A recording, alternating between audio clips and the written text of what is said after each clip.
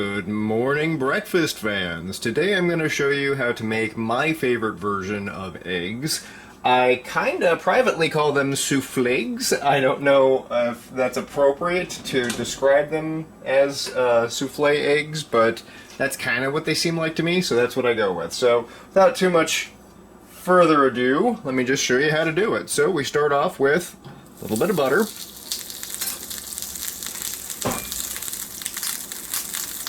Most of us are using non-stick pans these days, but butter still helps prevent sticking, and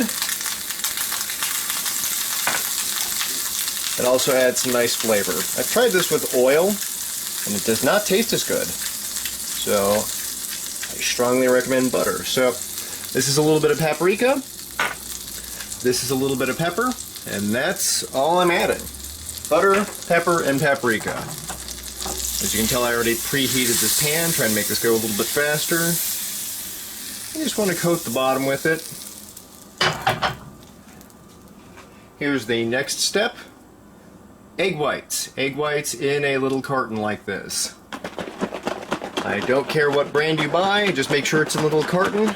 Shake it up good before you start. This is really the secret to the whole process. I like to wait until the egg whites are about this low in the little carton. And if you buy a full carton, empty it out.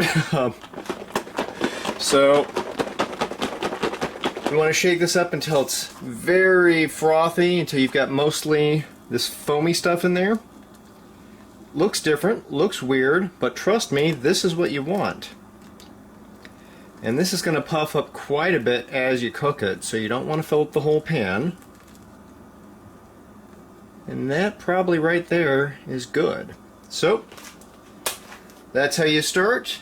You let it simmer on a very low temperature for a couple of minutes. Right now I'm using Extrema stoneware cookware. So when you're using stoneware for your pots and pans, you want to make sure that the temperature is on the lowest possible setting. If you set it any higher, everything will burn, and it will burn quickly.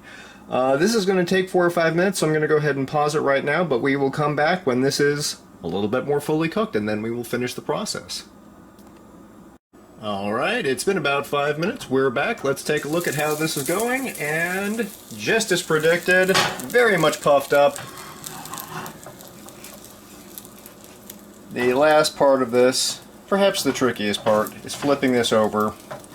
Granted, I mean, you can flip it over without too much effort, but flipping it over and making it look pretty, that's where the skill lies. But if you're gentle, you can get to look just like that. We're going to let the other side cook for just a couple of minutes. You don't want to give it the same amount of time you gave the first side, otherwise it'll get burnt and black. For some reason the second side just doesn't take as long to cook, so just a couple of minutes. We're going to let that sit. I'll be right back, and then we are going to put this on a plate and have a wonderful breakfast. Alright, we're back. The eggs are done. We're going to put this on a plate and have a good time.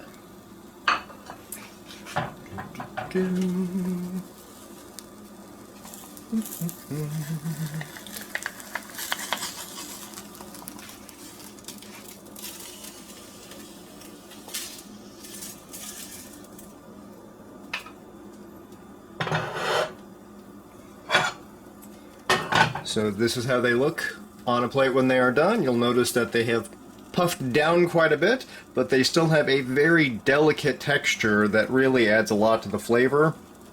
I can't describe to you in terms of physics or chemistry what has happened. All I know is that it is now full of delicious awesomeness. I'm going to pair this with some toast, and I am off to have breakfast. Thank you for watching the video. If you enjoyed, please like and subscribe.